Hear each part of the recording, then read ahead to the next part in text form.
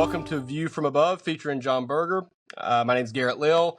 I am the founder of Wealth Partners, which is a financial education channel dedicated to connecting consumers with more accurate financial information so you can make better decisions. And we do that by inviting folks like John on to share his expertise and pass along with you how he helps his clients make more informed decisions and smarter financial plans for themselves so that you can learn from that and also know how to connect with John if need be.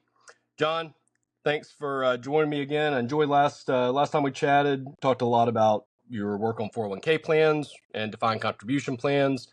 But the second layer of that cake, I guess, if you will, is that there are more than one type of retirement plans that small business owners can choose from. You don't have to set up a 401k plan. You've got simple IRAs, SEP IRAs. We have more acronyms in this industry. Let's talk a little bit about how you help your small business clients kind of decide between all the acronyms that are out there which plan is right for them.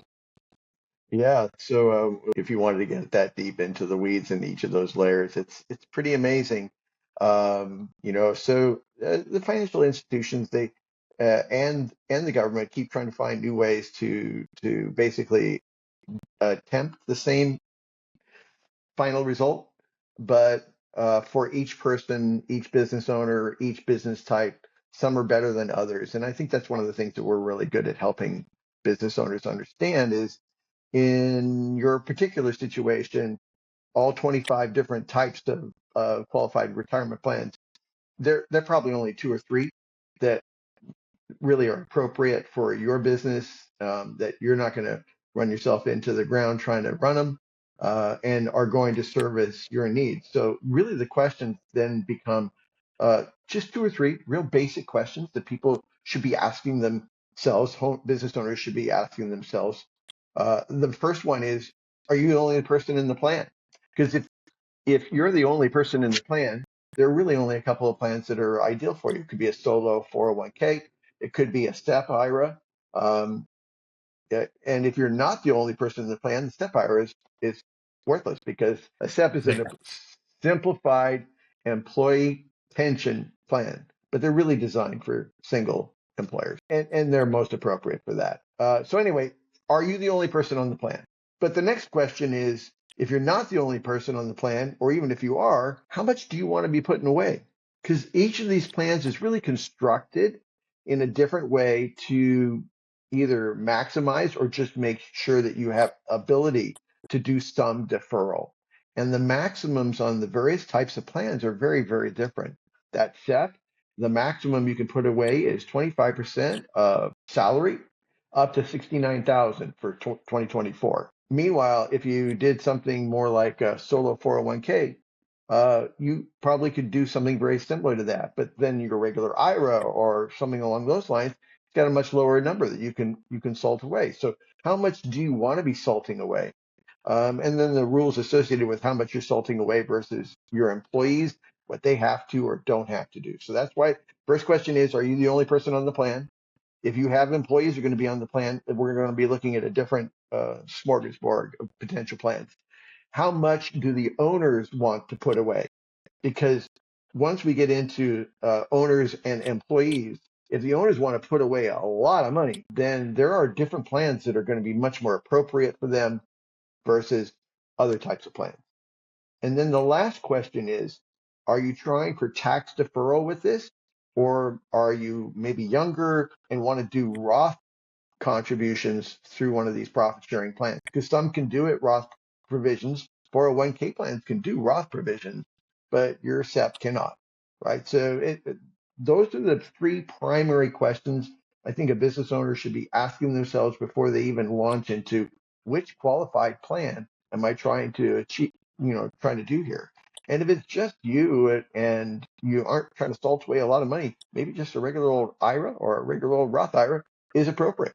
Now, once you have employees, now we tend to start moving more towards the 401k plan with or without a profit sharing provisions, with or without Roth provisions in it, so that can you put money away deferred only, or can you do some money going towards the Roth side of things? Then we also add in something they call new comparability, which is really designed to maximize the owner's deferral uh, get the owner closer to that $69,000 maximum for the 401k, and your employees can get pretty high, but they're not getting as much of that profit sharing going towards them because you are giving them a minimum required amount of about 3%. So that's a new comparability plan. So that goes back to how much are you, the owner, trying to salt away versus what you're trying to provide for your employees. And then the granddaddy of them all would be the defined benefit plan, which is still a qualified plan, but it's not a contribution plan. Here, these are really great for dentists, especially small medical offices, small legal offices. Where the owners really want to salt away a lot of money. But there's some design issues that you really want to make sure that you're paying attention to, because if you are, let's say you're a dentist and you have a couple of really much older employees who are closer to retirement based on age, you may end up having to salt away a lot of money for them as well because of the way these plans are designed. So that's why you bring in someone like me, or I tend to lean on true qualified plan designers, and we're really trying to figure out what's the best plan structure for the answers to those three questions about number of employees or on the plan, and how you want to defer, and how much do you want to defer as the owner or the plan sponsor. Yeah, and I think if I wanted to try to take a crack at maybe organizing that into some type of I don't know, because that's so much information to try to digest, and that's why folks like you exist, right? Is to help business owners Yeah. sort through all that. Um, Yep. and I mean, you and I both run businesses, so the key thing that I think we're trying to do on View from Above is to help communicate how you help to take some of the financial burdens of running a business off of the business owners, so off of their plates, so that they can work on Hmm. running the business. Because you and I both know running a business is 2 or 3 jobs Full-time job. packaged into one Yeah. easily. So, but if we wanted to try to package that into some type of a structure that says, okay, there's we can literally turn this into a 10-hour video and probably not run out of things to talk about. But nobody wants to hear that, right? So we're trying. So as we try to say, okay, well, how do we simplify it a little bit? I think if you are a small business, we could. What's the smallest business? A one-person business. Okay, well, there you really have two Yeah. One options: one man SEP, shop. solo 401k. That's it. SEP, solo 401k. A simple IRA is a small business where you're going to have a lot of employees, but you don't want to put a huge contribution in. And Right. with the simple and the SEPs, it's kind of it's pretty intuitive when you say it this way, but the rules are designed to be turnkey, cookie cutter. Anybody can set Mhm. it up. They're cheap to maintain, cheap to set up, easy to maintain. You can go to your local bank branch, local Fidelity branch, wherever, set up an account in 30 minutes and you're good to go. But Mhm. the flip side of that cookie cutter model is that you don't have a lot of customization options. There's not a lot of flexibility on the plan. You have what you have. There's not a lot of creativity in the way you can go about it. A solo 401k is specifically for a one person business who wants to have some of that customization, which is a very unique. I don't think in my entire career I ever even set up a solo 401k. I talked about it with a few folks, never set one up. 401ks, now you get that into now we get into the qualified defined contribution space, which is what we talked about last time. Even there, you've got the safe harbor option, which is more the turnkey cookie cutter, not as much flexibility, but it's simpler to maintain. Or you've got the non-safe harbor, which opens you up to a whole lot of different opportunities and possibilities, but also with a lot more complexity and cost. And then the final step, as you said, the granddaddy of them all, the defined benefit plans, which are, I mean, I literally did a 3 video segment on that with another advisor in Chicago about that, because that's how complex and the intricacies of that can be. And then if you really Yeah. want to But have some fun, you can get into defined contribute, or you can get into non-qualified plans as well. So I mean, there's so many layers that you can stack on it.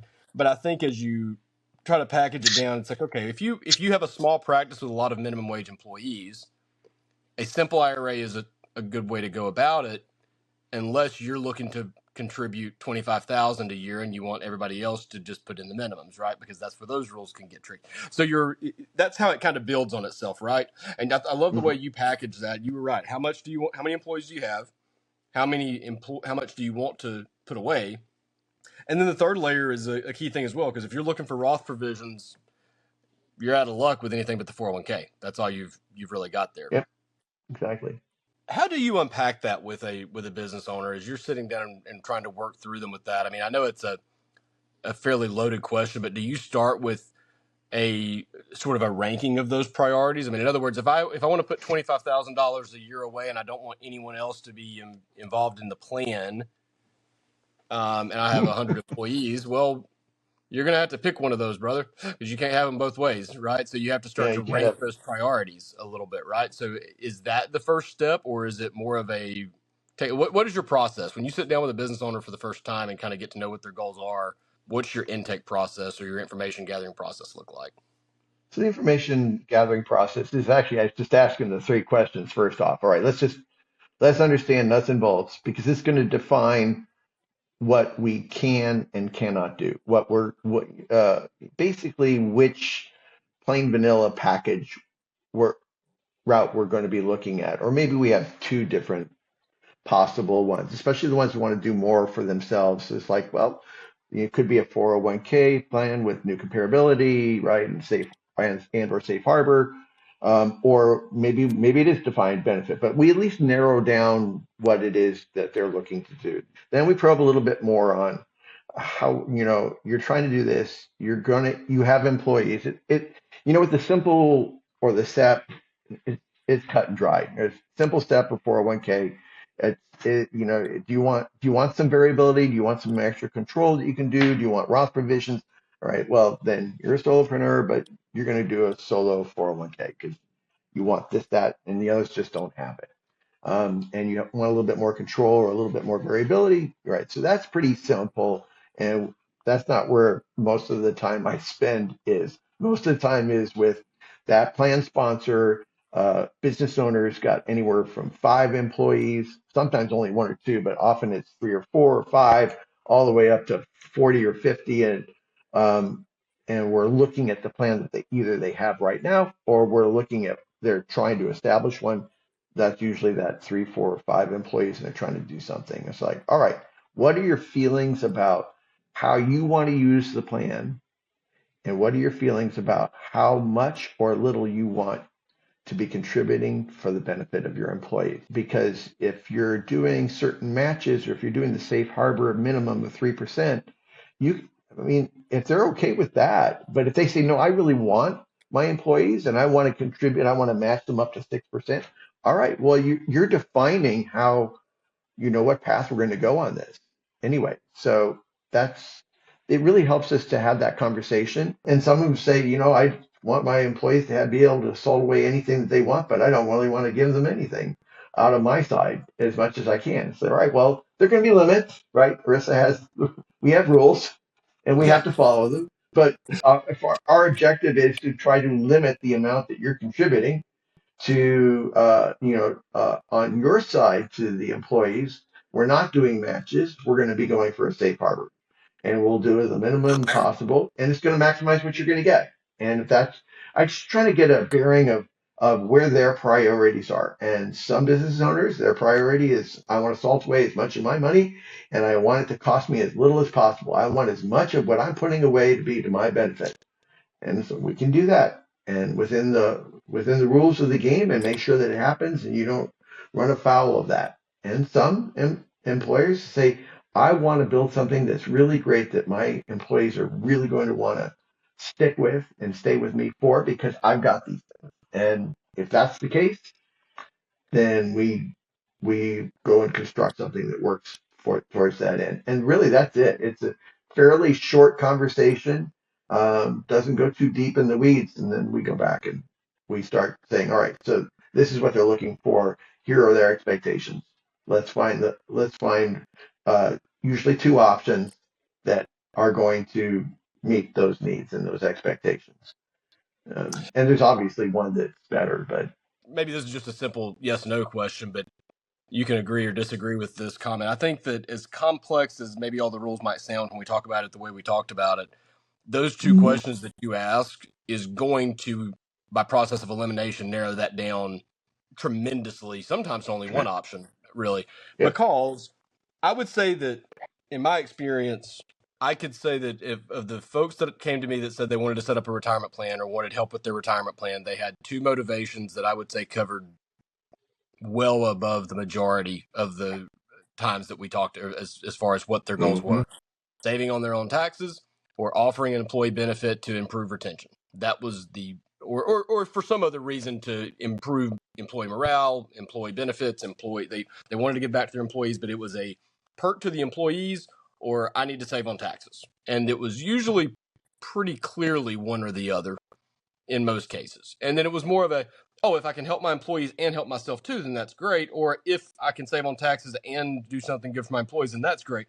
But they had one that was clearly leading the race in terms of priority. Yep, And exactly. once you've made that decision, then it becomes super easy for you to do your job and figure out, okay, how do we design this thing? Mm-hmm. Exactly. I will just say that while my experience has been, it's usually one driving the ship and one, sort of secondary. I do like to really understand where they are in that spectrum. If this is, over here is, it's all for my benefit, and if I help out my employees, that's great and wonderful. And then this side over here is the altruistic. I just want my employees to be really happy, and if I can get some deferral out of the deal, I'm happy with that. I find that it's usually somewhere, and I like to know where that is. It just helps to make sure that the plan we're designing for, look, these things they are complex. There is work involved. There is input, even the plan sponsor has to do, even though we do a lot of the heavy lifting for them. And because of all that, we want to make sure that the plan that we're designing for them is really something that they're going to be okay with doing all that work for. And they're not going to go, well, this isn't doing anything, or I wanted to do this too, and you're not touching this. I don't like putting people in boxes, so I always try to give them that here's where we are. This is the spectrum, and you're kind of right here, right now. But yeah, it tends to be a barbell, right? So there's a whole bunch that are out here with a little bit of influence from the other one. There are a whole bunch over here with a little bit of influence from the other one, and we just got to figure out where they are in that. Well, and the cool thing about this as we wrap it up here, I mean, the intricacies of it, once you take that information and you've had a chance to really get to the bottom of it, understanding where they fit on that spectrum and understanding the totality of the situation and the circumstances and the goals, you, the vast majority of the time, you're going to be able to work within those rules that we have been educated on to craft something that's going to come pretty close, if not exactly, to meeting the goals of the business owner. And a lot of times I've seen it work out in ways that we can actually make it a little bit better than they even realize because of some of those intricacies that we know about that they didn't realize they could do. So it's good to give education on it, but at the same time, another underlying pretty obvious motive for these videos as well is, hey, you're an expert at this, and I want folks to know when they should reach out to you or someone like you for this advice, and also how to do that. So you're in San Luis Obispo, California. I'm going to get that right after a couple of repetitions at it. But I also know so your website says you're a virtual planner as well, so you're not confined to just the Mid California area. Is that correct? No, I'm not. No, it tends to be the way the rules of the SEC and even ERISA. It tends to be I need to stay within the state of California unless I'm under the de minimis rules. I Right. don't have licensing in other states, so but anywhere in California, I can certainly help you out. Well, if you are a business owner in the state of California and you're looking into retirement planning and setting up something for your employees and you would like to speak with someone, I will make sure that I've got, I can promise if you're watching this video, you are not far away from John's contact information. Scroll up or down somewhere on the screen, whether it's the YouTube description, Advisor Advocate's website, wherever you're at, there is a description near you that has his contact info in it. So reach out to John and he can help you. I always kind of think of it as kind of like when you go to the eye doctor, right? And they go A/B testing on the contact lenses, and which is clear, A or B, A or B. And you do this over time until you put in a pair of contacts. It's like, whoa, this is really clear. This works. So you can walk them through that process, right, John? Absolutely, that's what we do. Perfect. Well, I think I've got about 2% left on the phone battery, so we're going to wrap it here. But talk to you in a couple of weeks, and appreciate you taking the time to do this, man. Alrighty, take All care. right. See you, John.